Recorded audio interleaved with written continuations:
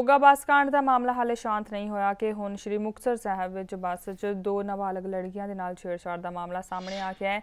इन्हां कुड़ियां ने बस कंडक्टर ते माड़ी शब्दावली वरतन दे दोष लगाए ने। नाबालग लड़कियां दे नाल बस विच हुई इस घटना तो बाद पीड़ित कुड़ियां दे पिता ने दोषियों के खिलाफ कार्रवाई करने की मांग की है। इस घटना तो पहला मोगा दे विच ऑर्बिट बस विच 13 साला लड़की अर्शदीप कौर अते उसकी मां दे नाल छेड़छाड़ हुई, जिस तो बाद उन्हां नूं चलदी बस विच धक्का मार के बाहर सुट दिता गया, जिस विच लड़की अर्शदीप की मौत हो गई सी। उधर इस मामले की हर पास्यों निंदा हो रही है।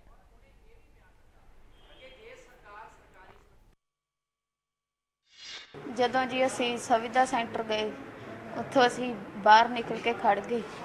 ਉਧਰੋਂ ਬੱਸ ਆਈ, ਅਸੀਂ ਬੱਸ ਤੇ ਚੜ੍ਹਨ ਕੰਡਕਟਰ ਨੂੰ ਪੁੱਛਿਆ ਵੀ ਤੁਸੀਂ ਝਬੇਲ ਵਾਲੀ ਤਾਰ ਦੋਗੇ? ਕਹਿੰਦੇ ਆਓ ਜੀ ਆਓ, ਪਟੋਲਿਓ ਤੁਸੀਂ ਤਾਂ ਜਿੱਥੇ ਕਹੋਗੇ ਉੱਥੇ ਹੀ ਤਾਰਾਂਗੇ ਤੁਹਾਨੂੰ। ਅਸੀਂ ਚੜ੍ਹ ਗਏ, ਉਹਨਾਂ ਨੇ ਟਿਕਟਾਂ ਕੱਟ ਕੇ ਉਹ ਉੱਥੇ ਹੀ ਖੜੇ ਰਹੇ। ਅਸੀਂ ਉਹਨਾਂ ਨੂੰ ਕਿਹਾ ਵੀ ਤੁਸੀਂ ਵੀ ਇੱਥੇ ਕਿਉਂ ਖੜੇ ਆ, ਆਪਦਾ ਕੰਮ ਕਰੋ ਜਾ ਕੇ। ਉਹ ਫਿਰ ਹੱਸਣ ਲੱਗ ਗਏ, ਫਿਰ ਕਮੈਂਟ ਕਰਨ ਲੱਗ ਗਏ ਸਾਡੇ ਤੇ। ਅਸੀਂ ਫਿਰ ਰੌਲਾ ਪਾਇਆ, ਅਸੀਂ ਉੱਠ ਖੜੀਆਂ। ਉਹਨਾਂ ਨੇ ਸਾਡੀ ਬਾਂਹ ਫੜ ਕੇ ਸਾਨੂੰ ਧੱਕਾ ਮਾਰਿਆ, ਕਹਿੰਦੇ ਚਲੋ ਚੂੜਗੋ ਚਮਿਆਰ ਨਿੱਤ ਆ ਜਾਂਦੀਆਂ ਇੱਥੇ, ਚਲੋ ਥੱਲੇ ਉਤਰੋ। ਕਿਸੇ ਤਰ੍ਹਾਂ ਦੀ ਵੀ ਗੁੰਡਾਗਰਦੀ ਹੋ ਸਕਦੀ ਹੈ, ਅਸੀਂ ਬੱਚਿਆਂ ਨੂੰ ਕਿਵੇਂ ਪੜਾਵਾਂਗੇ ਦੱਸੋ? ਅਸੀਂ ਦਿਹਾੜੀ ਕਰਕੇ ਪੜਾਉਣੇ ਆ, ਸਾਡੀਆਂ ਬੱਚੀਆਂ ਨਹੀਂ ਪੜ ਸਕਦੀਆਂ। ਧੱਕੇ ਮਾਰ ਕੇ ਥੱਲੇ ਸੁੱਟ ਕੇ ਅਸੀਂ ਕੌਣ ਵਾਲੀ ਵਾਰਸ ਇਹਨਾਂ ਦਾ? किस तरह की कार्रवाई की तुसीं उम्मीद करदे, किस तरह की ਅਸੀਂ ਉਸ ਤੇ सख्त कार्रवाई होनी चाहिए है जी। मन पड़ा भी दो लड़कियां जो डीसी दफ्तर जो मुक्तसर साहब का है, उसके बादशाह से दी बस में सफ़र किया और वो कोड़पुरा चौक पे उतर गई। ये डिस्टेंस कुछ किलोमीटर का है। उसमें उन्होंने इल्ज़ाम लगाया भी इन्होंने हमारे साथ बदतमीजी की। वहाँ मेरे को बोला उससे हमें आगे जो भी सामने आए कार्रवाई की जाएगी। देखो, ऑपोजिशन किसी मामले को सीरियसली ले, उससे हमें कोई रिलेशन नहीं है। हमें तो ये है कि जी लॉ एंड ऑर्डर हमने इंश्योर करना है कि लॉ एंड ऑर्डर की प्रॉब्लम कोई स्टेट में होए ना। ये जो आप इंसिडेंट की बात कर रहे हैं, ये वाक्य 2 दिन पुराना है। जो 2 दिन पुराना वाक्य है वो कल रिपोर्ट हुआ है, कंप्लेंट कल आई है, और जब कल कंप्लेंट आई है उसके बाद पुलिस ने इमीडिएट एक्शन लिया है, और इमीडिएट एक्शन भी बड़ा स्ट्रांग है। जो कंप्लेनेंट ने कहा है कि हमारे साथ ये हुआ है, उसी के हिसाब से उसी वही धाराएं लगी हैं। तो हमारी तरफ से, पंजाब गवर्नमेंट की तरफ से, डिप्टी सीएम साहब पंजाब की तरफ से कोई ढील नहीं है। अब जब कंप्लेंट रजिस्टर हो गई है, कंप्लेंट रजिस्टर होने के बाद इन्वेस्टिगेशन भी बहुत क्विक चल रही है। सारा रिकॉर्ड मंगाया जा रहा है, एसरटेन किया जा रहा है कौन लोग थे कौन नहीं था। गाइडलाइंस, एक तो पहली बात यह है कि घटना कैसे हुई है, क्या हुआ है, उसके बारे में हमें तो अभी, हमने तो कंप्लेनेंट ने कंप्लेंट करी है, उसके बेसिस पे हमने केस रजिस्टर कर लिया है। अभी इन्वेस्टिगेशन के दौरान आएगा कि क्या कुछ हुआ है। उधर पंजाब कांग्रेस के प्रधान प्रताप सिंह बाजवा ने श्री मुक्तसर साहब दे विच होई छेड़छाड़ की घटना की सख्त शब्दों के विच निखेधी की है। देखो, मैंने तो चंद दिन पहले हमने राष्ट्रपति जी को एक ओपन लेटर लिखा था कि राष्ट्रपति जी, पंजाब एक बहुत सेंसिटिव स्टेट है। 15 साल हमने टेररिज्म में गुजारे हैं, और पाकिस्तान और बाहरली ताकतें जो हैं पंजाब में इंटरफेयर करने की हमेशा कोशिश करते हैं। आज पंजाब में किसी की जिंदगी, किसी की जायदाद महफूज नहीं है, और सीरीज ऑफ इंसिडेंट्स जो हैं, ये तकरीबन हर रोज कोई ना कोई इंसिडेंट हो रहा है। अब देखिए, आज से 3 दिन पहले 12 तारीख को 2 दलित बहनें जो हैं, एक 14 साल की, एक 12 साल की, वो मुक्तसर से अपने गांव चबेल वाली जा रही थी, और आधार कार्ड उन्होंने बनवाया था, और उसमें फिर न्यू दीप बस सर्विस है, ट्रांसपोर्ट कंपनी है, वहां कंडक्टर ने मिसबिहेव किया, मोलेस्ट करने की कोशिश की, और को पैसेंजर्स ने उस बात को रोकने की कोशिश भी की गई, मगर उसके बावजूद ये रुके नहीं लोग। और मैं ये कहना चाहता हूं कि उसके पेरेंट्स नौजवान बच्चियों के 3 दिन से गुहार लगा रहे हैं। और ये होम डिस्ट्रिक्ट, मैं बताना चाहता हूं, साहब प्रकाश सिंह बादल और साहब सुखबीर सिंह जो होम मिनिस्टर है, उनका अपना जद्दी जिला है जहां के वो वसनीक हैं, साहब प्रकाश सिंह बादल। उनके जद्दी जिले में अगर बादल्स की आज रिट नहीं चलती, अगर सुखबीर सिंह की रिट नहीं चलती, क्यों नहीं चलती? पुलिस जो है वो जो इलीगल एक्टिविटीज हैं पंजाब की, उनमें लगी हुई है, और जो गुंडा अंसर है जो पिछले 8 साल से लगातार सुखबीर सिंह बादल और विक्रम सिंह मजीठिया अपने यूथ अकाली दल में भर्ती कर रहे हैं, ये गुंडा अंसर जो है ये बहुत एम्बोल्डन हुआ है। मोगा ऑर्बिट बस छिड़खानी मामले में ऑर्बिट कंपनी वालों पंजाब ते हरियाणा हाई कोर्ट में अपना कोई जवाब नहीं दिता गया, जिससे हाई कोर्ट ने अपनी नाराजगी प्रगटाई और सोमवार तक अपना जवाब पेश करने लई कहा। पंजाब सरकार वालों हाई कोर्ट में एफिडेविट पेश कर सूबे में चल रही बसां बारे जानकारी दी। एफिडेविट जरिए पंजाब सरकार ने जानकारी दी कि पंजाब में करीब 3500 प्राइवेट और 2500 पब्लिक सैक्टर दीयां बसां चल रही ने। वकील RS बैंस ने जानकारी दिंदे हुए दस्सिया कि हुण इस केस दे विच AG पंजाब की ड्यूटी लगाई गई है कि वह इस गल नूं देखण कि अगली सुनवाई तक अदालत ने जो भी जानकारी मंगी है पूरी तरह दी जाए। मामले की सुनवाई हुण सोमवार नूं होवेगी।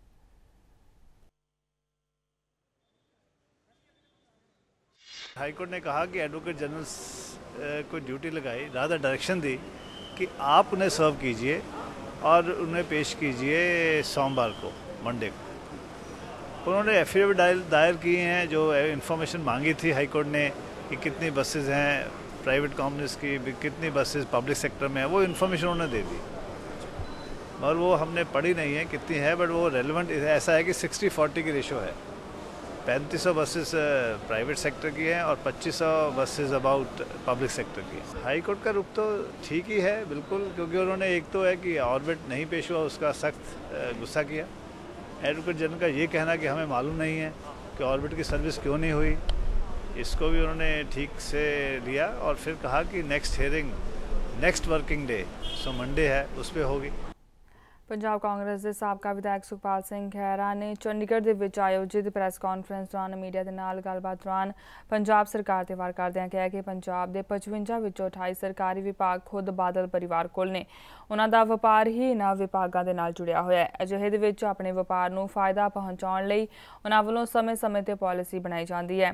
कैनेडा के कानून का हवाला दिंदे हुए खैरा ने कहा कि पंजाब विच ही नहीं बल्कि देश विच ये कानून लिआंदा जाए कि किसी भी नेता या मंत्री नूं सरकारी विभाग नहीं दिता जाएगा जिस नाल वो अपने व्यापार नूं फायदा पहुंचा सके।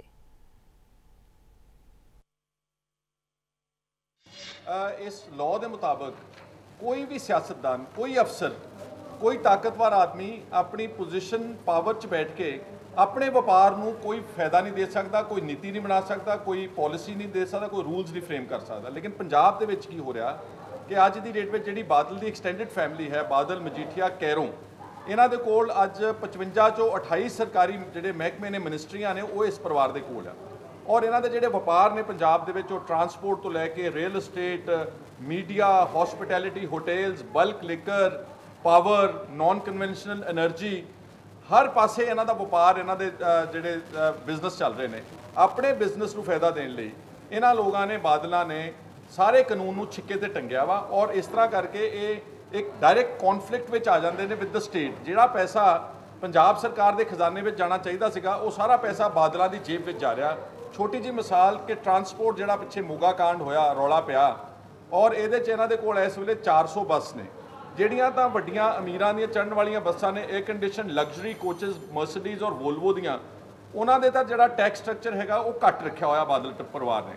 लेकिन जिहड़ियां गरीबां दे चढ़न वालियां बसां ने, चाहे वो PRTC, चाहे पंजाब रोडवेज़, उन्हां दा टैक्स स्ट्रक्चर जान के ज़्यादा रखिया ताकि सरकारी कंपनियां फेल हो जान तो साडे व्यापार जिहड़ा उन्हां नूं फायदा दिता जा सकदा। हुण ताज़ी मिसाल होर जिहड़ी कॉन्फ्लिक्ट ऑफ इंटरस्ट थी तो जिहड़ा इन्हां ने एक कानून अपना दुरवरतों कीती है, वो जिहड़ा इन्हां दा 7 स्टार होटल बन रहा metro eco greens private limited, Siswa और चंडीगढ़, न्यू चंडीगढ़ के लागे, उसनूं इन्हां ने 2 6 मार्गी सड़कां बनातियां नवीं। एक तो बनाती चंडीगढ़ PGI और कुराली वाल दी, और दूसरी जी चंडीगढ़ मोहाली इंटरनेशनल एयरपोर्ट सारा मोहाली खरड़ के विच दी लिया के मुल्लांपुर कनैक्ट करती अपने होटल नूं ताकि लोग छेती आ जान और उहदी वैल्यू एडिशन हो जाए। अपने होटल का इन्हां ने काम किया और 4 जिहड़ियां वड्डियां सड़कां चंडीगढ़ नूं आउंदियां जिथों लोग आउंदे ने आम, चाहे रोपड़ की पहुंच रोड है, चाहे लुधियाना की पहुंच रोड है, चाहे सरहंद चुन्नी लांडरा की पहुंच रोड है, या राजपुरा पटियाला राजपुरा जीरकपुर की है, वो सारियां हले 2-2 लेन ने।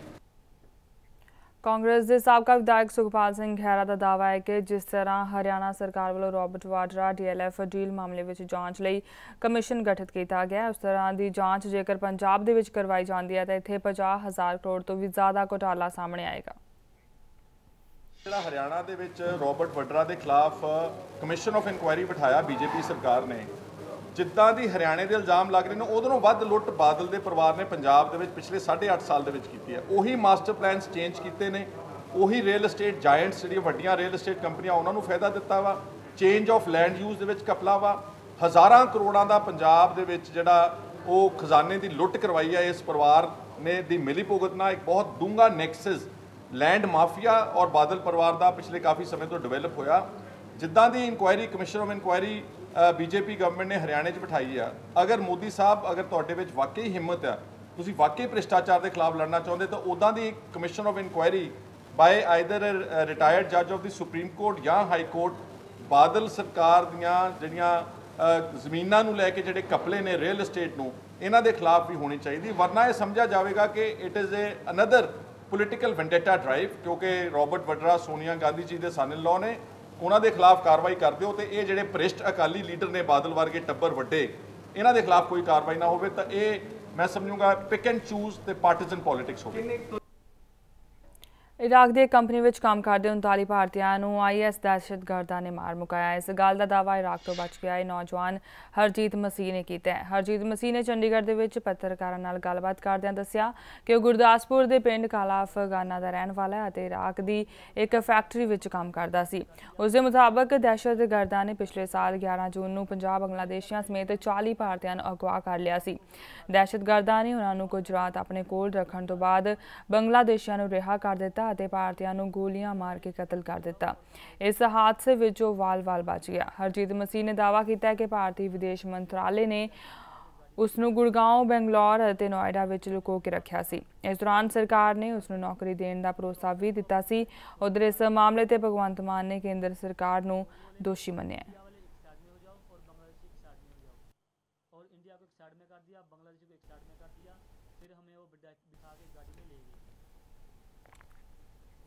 ਇਰਾਕ ਵਿੱਚ IS ਦੇ ਕਬਜ਼ੇ ਵਿੱਚ ਕੈਦ ਭਾਰਤੀਆਂ ਦੀ ਹੱਤਿਆ ਕੀਤੇ ਜਾਣ ਦੇ ਖੁਲਾਸੇ ਤੋਂ ਬਾਅਦ ਇਹਨਾਂ ਸਾਰੇ ਨੌਜਵਾਨਾਂ ਦੇ ਪਰਿਵਾਰਕ ਮੈਂਬਰ ਪਰੇਸ਼ਾਨ ਨੇ। ਹਾਲਾਂਕਿ ਪਰਿਵਾਰ ਇਹ ਖੁਲਾਸਾ ਕਰਨ ਵਾਲੇ ਹਰਜੀਤ ਮਸੀਹ ਦੀਆਂ ਗੱਲਾਂ ਤੇ ਵਿਸ਼ਵਾਸ ਨਹੀਂ ਕਰ ਰਹੇ, ਪਰ ਉਹਨਾਂ ਦੇ ਦਿਲਾਂ ਵਿੱਚ ਖੌਫ ਜ਼ਰੂਰ ਬੈਠ ਗਿਆ। ਇਹਨਾਂ ਨੌਜਵਾਨਾਂ ਵਿੱਚੋਂ ਇੱਕ ਨੌਜਵਾਨ ਦਾ ਪਰਿਵਾਰ SC/ST ਕਮਿਸ਼ਨ ਦੇ ਉਪ ਚੇਅਰਮੈਨ ਡਾਕਟਰ ਰਾਜਕੁਮਾਰ ਵੇਰਕਾ ਨੂੰ ਮਿਲਿਆ ਅਤੇ ਆਪਣੇ ਬੇਟੇ ਬਾਰੇ ਜਾਣਕਾਰੀ ਜੁਟਾ ਕੇ ਉਹਨਾਂ ਨੂੰ ਦੇਣ ਦੀ ਗੁਹਾਰ ਲਗਾਈ।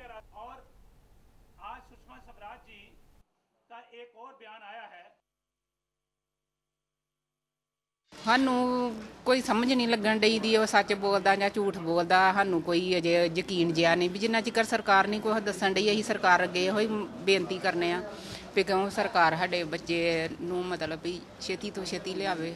ਅਸੀਂ ਬਹੁਤ ਪਰੇਸ਼ਾਨ ਵਾਂ। ਚਲੋ ਜਿੰਨੇ ਵੀ ਬੱਚੇ ਹੈ ਨੇ ਛੇਤੀ ਤੋਂ ਛੇਤੀ ਸਰਕਾਰ ਸਾਡੀ ਮਦਦ ਕਰੇ, ਬੱਚਿਆਂ ਨੂੰ ਲਿਆਵੇ। ਅਸੀਂ ਤਾਂ ਆਸ ਲਾ ਕੇ ਬੈਠੇ ਦਾ, ਹੁਣ ਮਾਲਕ ਦੀ ਅੱਗੋਂ ਮਰਜ਼ੀ ਜਾਂ ਸਰਕਾਰ ਕੋਈ ਕਰ ਸਕਦੀ। ਅਸੀਂ ਗਰੀਬਾਂ ਨੇ ਕੀ ਕਰਨਾ। ਅਸੀਂ ਤਾਂ ਬਹੁਤ ਪਰੇਸ਼ਾਨ ਆ। ਅਸੀਂ ਇਹੋ ਸਰਕਾਰ ਅੱਗੇ ਮੰਗ ਕਰਨੇ ਦੇ ਜਿੱਦਾਂ ਵੀ ਹੋ ਸਕਦਾ ਸਾਡੀ ਮਦਦ ਕਰਨ, ਬੱਚਿਆਂ ਸਾਡਿਆਂ ਨੂੰ ਲਿਆਉਣ। आज हरजीत मसीह ने बयान दिया है कि 39 के 39 भारतीयों को मौत के घाट उतार दिया गया। देश आज सच्चाई जानना चाहता है। आज मैंने माननीय राष्ट्रपति जी को एक लेटर लिखा है और जल्द ही इन सब फैमिलियों को माननीय राष्ट्रपति जी के पास लेकर के हम जा रहे हैं और उनसे बात करेंगे कि देश के सामने सच्चाई रखी जाए, ये बताया जाए कि वो लोग जीवित हैं या नहीं जीवित हैं। आज उनकी फैमिलियां, उनके परिवार संपर्क मुझे कर रहे हैं और उन्होंने चिंता जताई है कि हमें बताया जाए सच क्या है। सुषमा स्वराज जी ने पार्लियामेंट में कहा था कि हरजीत मसीह हमारी कस्टडी में है, हमारे पास है, वो हमारे इंफॉर्मेशन का सोर्स है, तो हम जांच कर रहे हैं कि लेकिन कोई तसल्ली तो ऐसी देना इन परिवारों को कि जिससे ये मान लें कि हाँ वो सुरक्षित हैं। कोई उनके साथ संपर्क हुआ हो, कोई लेटेस्ट फोटो दे दो, लेकिन इनको दुआ पर और अरदास पर छोड़ा जा रहा है। और मेरे ख्याल में ये परिवार जितना दुख ये झेल रहे हैं ये इन्हीं को पता हो सकता है। जंतर मंतर पर बैठे हैं, वहाँ सुषमा जी के घर के सामने रोज धरना देने गए तो गिरफ्तार कर लिए गए। मतलब एक तरफ तो हमारी छवि जो है विदेशों में मोदी साहब ऐसी बना रहे हैं कि 21वीं सदी हमारी इंडिया की होगी, दूसरी तरफ हमारे नागरिक जो हैं वो विदेशों में कहाँ गए कुछ भी उनका इन्फॉर्मेशन नहीं है। उधर इस घटना की जानकारी मिलदियां ही इराक के विच रहिंदे पंजाबी नौजवानों ने परिवारों की चिंता विच वाधा हो गया है। इन्हां भारतीयों दे विच जलंधर के एक पिंड दा बलवंत राय भी है। इराक दे विच 39 भारतीयों के कतल की खबर तो बाद बलवंत की पत्नी समेत समुचे परिवार का बुरा हाल हो गया है। उन्होंने कहा कि विदेश मंत्री सुषमा स्वराज उन्होंने नौजवान के सुरक्षित होने के झूठे दावे कर रही है।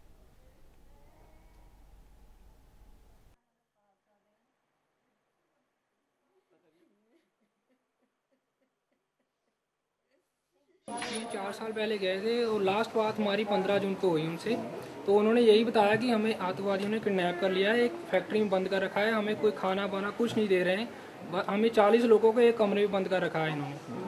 तो हमें कुछ पूछ नहीं रहे, ना कुछ बता रहे हैं क्यों किया, क्या हुआ है, क्या हम भेजेंगे या नहीं भेजेंगे। सर घर का माहौल तो बहुत ज़्यादा ख़राब है। देखिए कि सुषमा स्वराज जी 1 साल से हमें यही पागल बनाई जा रही है कि सभी आदमी जो 40 है वो ठीक ठाक है, मगर उनके पास कोई ठोस सबूत नहीं है इस बात का।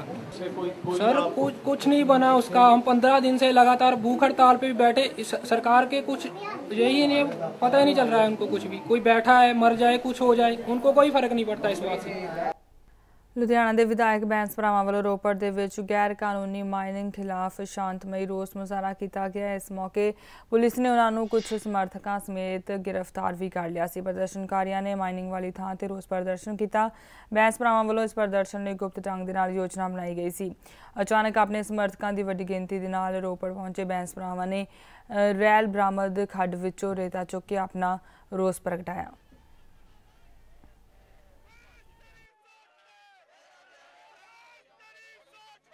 कोई भी किसी के घर में बढ़ता तो उसकी पहले निशानदेही होती है, उसके पास कागज पत्र होता है तभी होता है।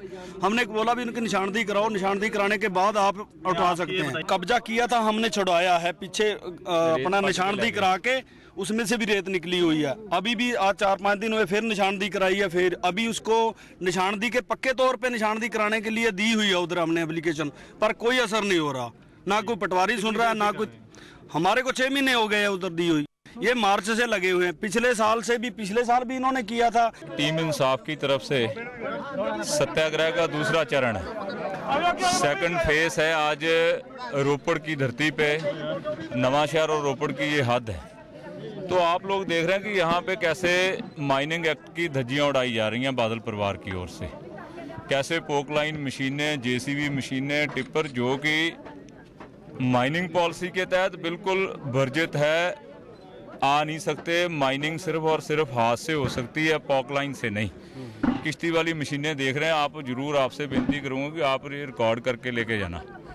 और ये जो लोकल फार्मर हैं यहाँ के बड़ी गिनती में आए हैं, जिनकी किसी की 10 एकड़ ज़मीन है, किसी की 50 एकड़ है, किसी की 20 एकड़ है, तो उनकी ज़मीन से ज़बरदस्ती बादल के जो गुंडे हैं उनकी ज़मीन में से ज़बरदस्ती माइनिंग कर रहे हैं, रेत निकाल रहे हैं पिछले लंबे अरसे से।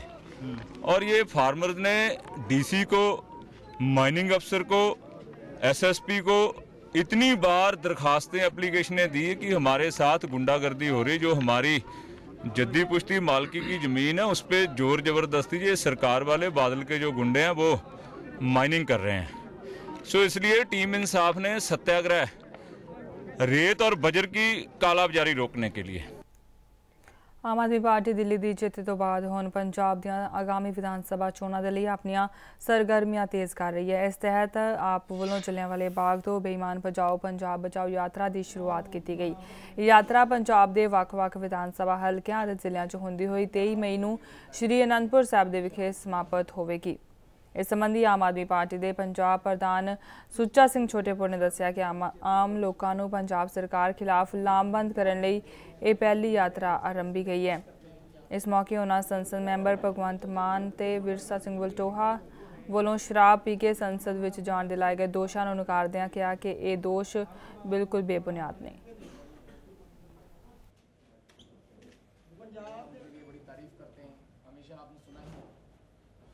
ਅੱਜ ਦਾ ਜਿਹੜਾ ਤਕਲੀਫ ਦਿੱਤੀ ਹੈ ਤੁਹਾਨੂੰ ਪ੍ਰੈਸ ਨੂੰ ਇੱਥੇ ਸੱਦਣ ਦਾ ਮਤਲਬ ਸਾਡਾ ਕੇਵਲ ਇਹ ਹੈ ਕਿ ਕੱਲ ਤੋਂ ਅਸੀਂ ਜਨ ਚੇਤਨਾ ਮਾਰਚ ਬੇਈਮਾਨ ਭਜਾਓ ਪੰਜਾਬ ਬਚਾਓ ਸ਼ੁਰੂ ਕਰ ਰਹੇ ਹਾਂ ਜਲਿਆਂਵਾਲੇ ਬਾਗ ਤੋਂ, ਸ਼ਹੀਦਾਂ ਦੇ ਮਕਾਮ ਤੋਂ। ਉਹ ਅੰਮ੍ਰਿਤਸਰ ਤੋਂ ਸ਼ੁਰੂ ਹੋ ਕੇ ਵੱਖ-ਵੱਖ ਸ਼ਹਿਰਾਂ 'ਚੋਂ, ਵੱਖ-ਵੱਖ ਕਸਬਿਆਂ 'ਚੋਂ ਹੁੰਦਾ ਹੋਇਆ 23 ਮਈ ਨੂੰ ਅਨੰਦਪੁਰ ਸਾਹਿਬ ਸਮਾਪਤ ਹੋਵੇਗਾ। ਸੁਣ ਕੇ ਬੜਾ ਦੁੱਖ ਹੋਇਆ ਕਿ ਇੱਕ MLA ਇੱਕ MP ਤੇ ਲਾ ਰਿਹਾ ਹੈ ਇਲਜ਼ਾਮ।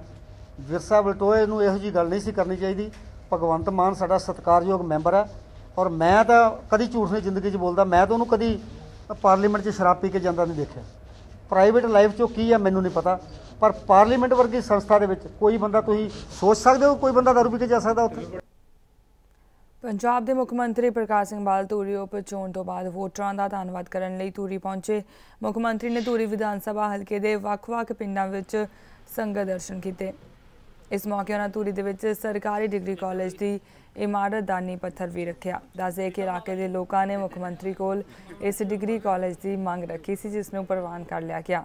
ਇਸ ਪ੍ਰੋਜੈਕਟ ਨੂੰ ਛੇਤੀ ਸ਼ੁਰੂ ਹੋ ਰਿਹਾ ਹੈ ਅਤੇ ਅਗਲੇ ਸਾਲ ਤੱਕ ਇਹ ਕਾਲਜ ਚਾਲੂ ਕਰ ਲਿਆ ਜਾਵੇਗਾ। ਇਸ ਮੌਕੇ ਉਹਨਾਂ ਟੋਲ ਪਲਾਜ਼ਾ ਦੇ ਮੁੱਦੇ ਤੇ ਚੀਫ ਸੈਕਟਰੀ ਨਾਲ ਗੱਲਬਾਤ ਕਰਨ ਦਾ ਵੀ ਭਰੋਸਾ ਦਿੱਤਾ।